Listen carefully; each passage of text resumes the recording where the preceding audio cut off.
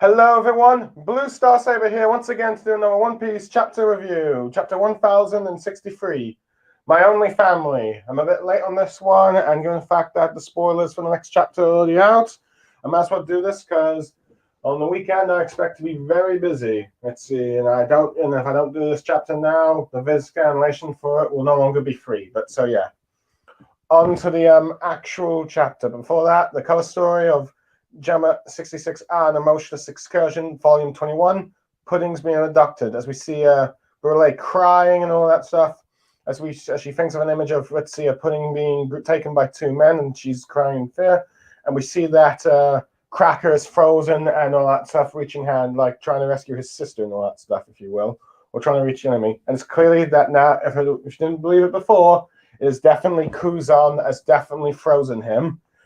And it just goes to show you, like, Anmu Ryuku or something, well, at least the one that we saw on Wano showed that Yonko commanders are nothing compared to admirals. And we've seen here that just like that, as he seems to have easily beaten Cracker and all that stuff. But yeah.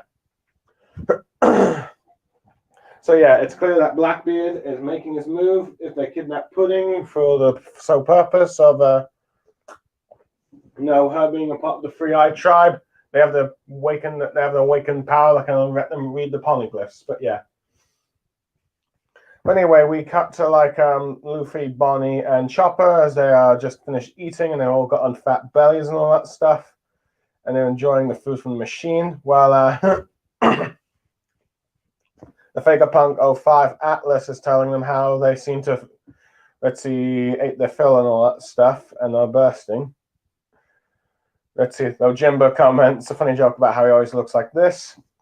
Anyway, we end up seeing some mechanical dog eating like the junk, the scraps and that stuff called the recycling, some sort of dog that seems to recycle everything. Anyway,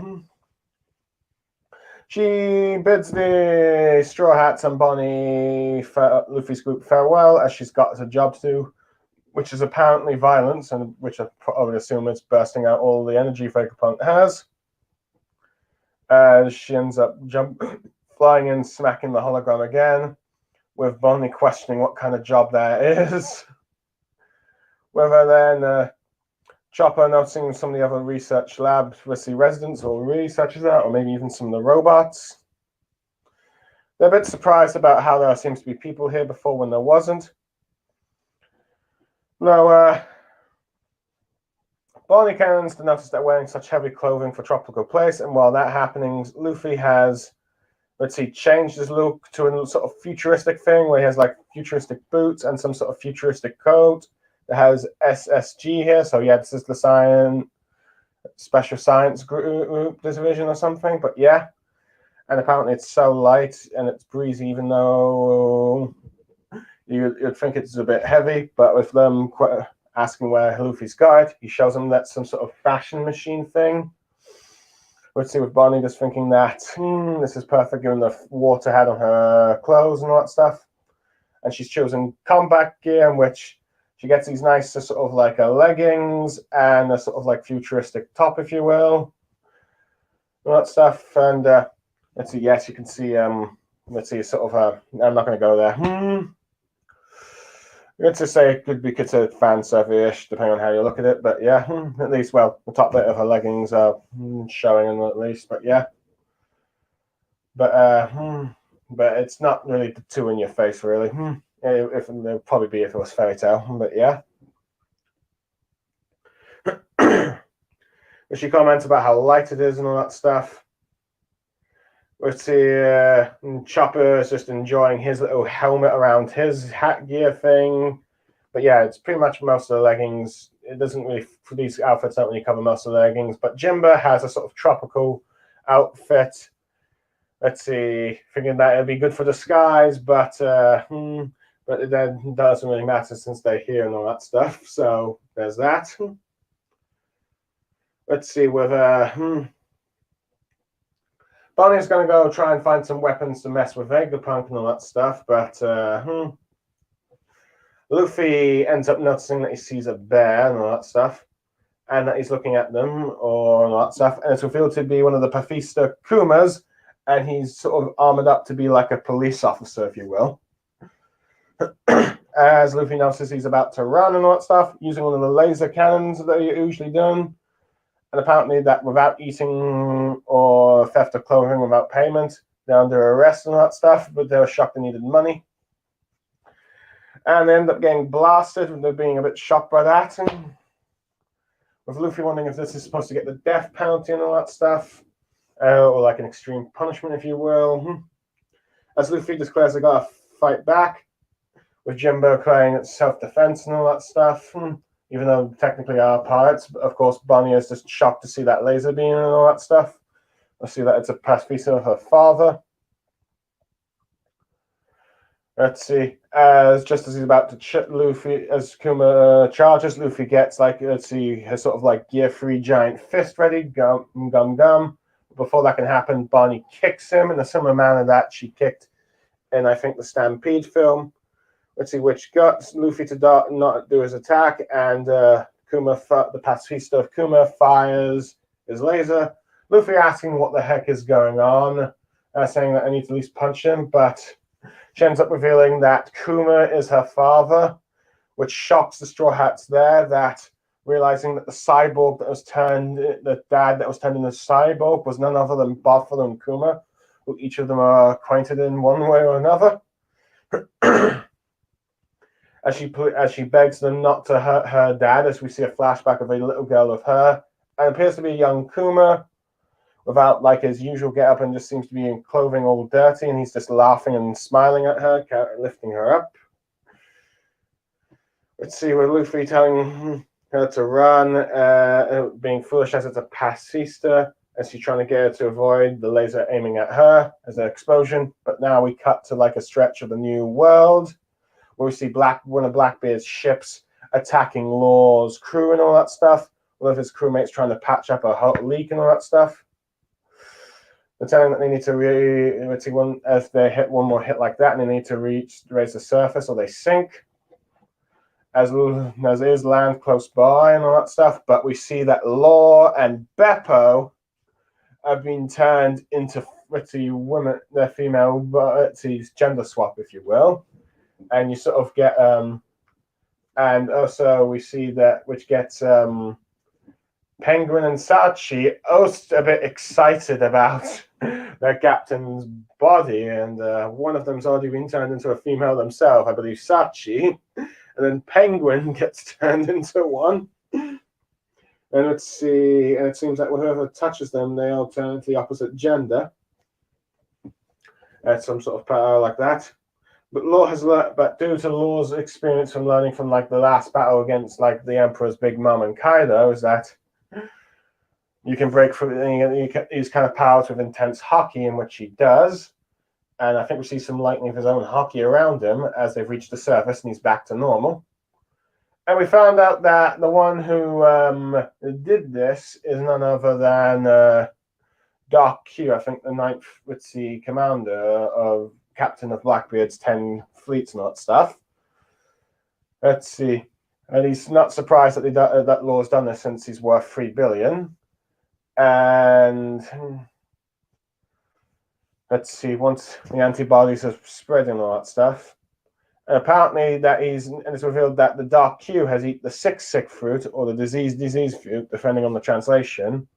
And it seems that what he did was the feminization disease. And then we see Van Organ, telling Burgess that they're moving to the island and all that stuff. And it's revealed that he has something called the Warp fruit, in which he teleports Burgess there. And we see him lift up a giant mountain. And it's revealed that he has the strong fruit, or some sort of strength fruit, if you will, which allows him to probably increase his strength, if you will, so much that he's able to lift the mountain. With that, let's see, it's the heart part shocked that he's there, and the fact he can lift a mountain and all that stuff. With Law commenting on like the super strength and all that stuff, teleportation, about all these powerful abilities that the Blackbeard pirates have gained from hunting down devil fruit users, and also just devil fruits. And he comments that no wonder their bounties have increased. As he ends up landing them, but Law uses his room to sort of destroy it. With Blackbeard, let's see, flying on, let's see, I believe, Stronger and all that stuff, comments that it's been a while since he's seen Law, and I think depending on the translation, I think it talks about the Rocky Port incident. With Law questioning why he's here drawing his sword and all that stuff. With Blackbeard saying, "Oh, don't be so cold to your fellow Worst Generation member." As, let's see, Strong is revealed to have the horse fruit mythical type model Pegasus. As Blackbeard comments about Straw Hat or Kid, he knew one where, let's see, that he knew that one of them that he would be crossing sails from Wano. So let's see, though Doc being squished by Blackbeard is telling that Blackbeard is squishing both him and Stronger. He figured after the fight with Kaido and Big Mom, they've turned the whole world upside down, and which he finds it amusing. Let's see. So, of course, you know that Kaido would at least have one. And he's come here for Law's poneglyphs and all that stuff. Let's see. And Law, thinking that Blackbeard probably has his own poneglyph, he's going to say that the winner in this fight takes all. And it's a fight to the... And it's clear that it's going to be a fight to the death between these 3 billion crewmen, Yonko-level pirates, if you will. And the winner gets the spoils of war, ending the chapter.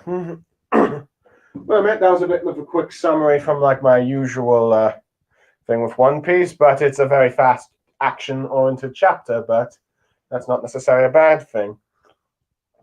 And it's pretty much divided into 2 bits.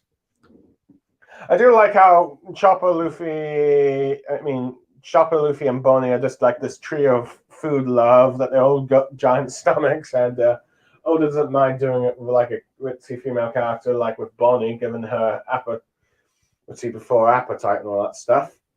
But yeah, I do like the little recycled dog, but I do like that little joke of Jimba saying that I've always looked this way, despite what she was commenting earlier. But yeah. But it's interesting to learn that Atlas's job is violence, and she seems to release a lot of energy and punch stuff. Let's see, though granted, that's probably more explained in the next chapter, but it gives a hint of that each of the Vegapunks has a certain function and all that stuff while they're doing it. And I've sort of commented this a bit earlier, but yeah, I do like the designs, the futuristic designs that Luffy, Bonnie, and Chopper get. Let's see, granted, it seems for some reason, let's see, they don't have full-on trousers or leggings, if you will, for like the thing. Let's see, for the males, let's see, it's legs below. For the females, the legs at the top. From what Oda's doing, you could say that's probably a bit of fan service on Oda's part, but yeah. But I do like the sort of like the sort of padding, the sort of like coat thing, and some of them get. Let's see, on the shoulders, particularly when Bonnie asks for more Beto one. Chopper with the helmet, I think they look good. I've seen some not like Luffy's, but I think it works for the most part, though granted, I do feel like it probably would have been better if he did have some black leggings fully weighed down.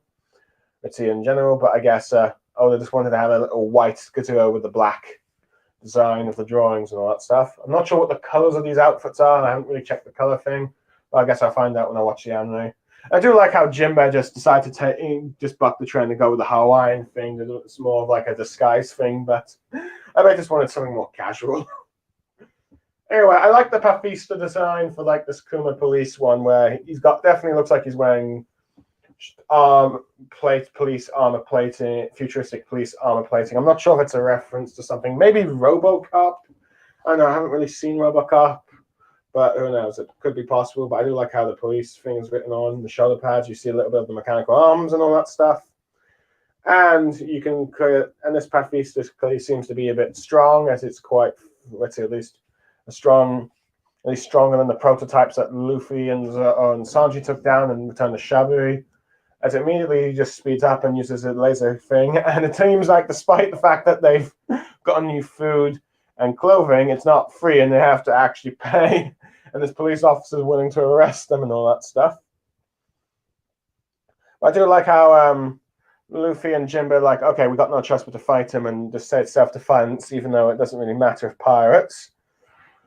But of course, Bonnie stops this from happening, and I do like that we got an idea of a little bit of her combat style. Granted, we saw it in Stampede, but this is probably a bit first canonization of like, okay, she seems to be a bit of a kicker, all that stuff, and that's probably how she's going to fight as she knocks Luffy away. So she's got some strength in. Let's see. I do like this is how we get the. Let's see. She ends up revealing to it. Luffy wondering what the hell, and she's like, "Kuma's my father, and I don't want you hurting him and all that stuff." And this, of course, and I do like how the Straw Hats are all just shocked because, well, like I said earlier, they have a bit of a history. The Luffy and Chopper being, well, Chopper, each of them, Chopper and Luffy have counted at least Kuma twice. Let's see. Chopper. Let's see. After Luffy defeated Morin, and he was told to eliminate the Straw Hats, and then Shadabi seeing them fly. Let's see. When Kuba sent all the Straw Hats flying away from Shadabi, Luffy, of course, met them at the Isle of Capello. And then, of course, at Marineford, when he has now officially become a full-on cyborg, or his like conscience is now dead, if you will. And Jimbo's probably had a few bits of history seeing him from the Warlords and all that stuff. But yeah, but it is nice. But it is interesting to get a little glimpse of like a younger. It's a younger Kuma wearing what appears to be a poor garb. I'm not sure if he's lost his status as a king at this point, or he's just playing dirty, or he's just had a fun day with playing with his daughter, and it's resulted in him getting dirty. But you can at the very least see that she's a young, at least young kid and all that stuff. So, yeah, it's all that stuff. But yeah, at least at the very least, she's been this young as like Kuma's kid. I'm starting to get in some of the future chapters. I'm starting to wonder if she's actually biologically Kuma's daughter, but it seems like that way for the time being. But yeah, due to the fact that it's not actually her father and her Vista, it shows no mercy when trying to aim for her, and that results in Luffy trying to save her. And we've got no idea of what happened afterwards, the explosion, but we probably know that they're fine because we know that the Straw Hats are not going to die and all that stuff. But there's now been death flags raised for a different member of the Worst Generation. As we certainly see Blackbeard making his move, as we've seen from the cover, he has had some member Aokiji kidnap Pudding, and now he was going after either Kid, Luffy, or Law to get their poneglyphs, and when it takes and it's clear that now Blackbeard, with like Big Mom and Kaido out of the way, he's now going for the spore. He's now going to take what you can from like the victors and losers. Getting someone to translate the poneglyphs and getting someone with the coded messages of the poneglyphs. Big Mom had that with Pudding, and he decided to target either Law, Kid, or Luffy. It doesn't matter which one, either one, and it ends up being Law, who he's had a history with Rocky Port, which is one of the things that allowed him to get the island that is now his base and all that stuff. But yeah, so him and Blackbeard have a bit of history there. But yeah, pretty. And I do like how we got a bit of some of like the abilities of the Blackbeard pirates, and they're very fitting. Dark Q with his 6-6 fruit, the disease for like a mad doctor, if you will. So yeah, that's fitting though. I bet there might, and I'm not sure, there might have been some controversy with the fact that his disease was like a feminization disease of turning someone to an opposite sex. Given some of the some places have sort of like culture war issues or some, debates on like gender swapping and all that stuff, that might, some might not appreciate it being called a disease, but I'm not sure. I haven't really seen the reactions to it, but you've got a lot of people fanboying over femme law, it seems. Even his own crew, which is kind of creepy when you think about it. But yeah. But yeah, we've got to see what most of the hip hop pirates look like when they swap their gender, if you will. But anyway, Burger's perfect ability for a sniper, ability to warp stuff, which allows him to probably warp to a new location, Or perhaps maybe we don't know the full extent of his warp abilities yet. He might be able to warp others into a more range the way he can shoot them. And Burgess, who I forgot to comment, seems to have now a sort of cyborg-like helmet since his like fight against Sabo, but now has like the strong fruit, which I don't think he had during Dressrosa, and it must be a new power. But it fits his like muscular thing, and now allows him to lift mountains and all that stuff. So yeah, but at the very least, I definitely say that Chopper's fighting Doc Q, and let's see, Usopp's fighting Vanguard, and their abilities have just made them a lot more dangerous for them to fight. Not sure who Burgess will fight yet. My guess it could be either Sanji or Jinbei, depending on like since let's see, they're both sort of like martial arts in a sense, martial arts fighting style, and Burgess is a wrestler, if you will. So yeah, there's that. And of course, like Pegasus with like and Stronger has like the mythical model of the horse fruit. Let's see, Pegasus, and this is the second flying horse that we've seen. As I think in Skypiea you have that guards a bird have the regular horse fruit. I think so. That's it, and turned into sort of Pegasus. So you got two kind of ways of making a Pegasus there: the one with the actual model, and one with the where a bird eats the horse fruit. But yeah. But it is interesting that Blackbeard let a horse eat like such a rare zoning type, the rarest type of zoning devil fruit. But then again, it's quite useful for him to fly on, despite how heavy he might be. But yeah. But Law and Blackbeard are ready to fight. They're both 3 billion bounty pirates, and they're both, let's see, and one's a Yonko, one defeated the Yonkos, so we're granted with the help of another worst generation, but it's a clash of the worst generation now, and those who are on Yonko level. And it's a winner-take-all and all that stuff, and I'm pretty excited for that. Overall, I think I'll give this chapter a 9 out of 10. No doubt Blackbeard is probably going to win this. It's just more like it's mainly a quick chapter, really, with Luffy learning about Kuma being Bonnie's father, and Blackbeard making his move to steal the Poneglyphs, both on the cover story and against Law and all that stuff. And there seems to be like a sort of like the new Ace versus new Blackbeard versus a sort of D character that's associated with Luffy, or prelude fight before he makes his move and all that stuff. So yeah, granted, let's see. I'd say one thing at the very least, Law has over Ace is that we've seen a lot more of Law. So people will be a lot more emotionally invested in Law and all that stuff. And he probably loses, and no doubt he's probably going to lose because Blackbeard is bound to be the final pirate villain for Luffy, and maybe even the final villain. I'm not so sure now these days with Emu, but Blackbeard is making his move, so 9 out of 10, maybe even a 10 out of 10. Who knows? I might be getting a bit too excited there, but or at least close to it. But I am Blue Star Saber. Sign off. For those who listen to this review and enjoy it, I hope you do. And listen, even if you're just listening to the background. Goodbye, everyone, and see you later. And for when I review the next One Piece chapter. Bye.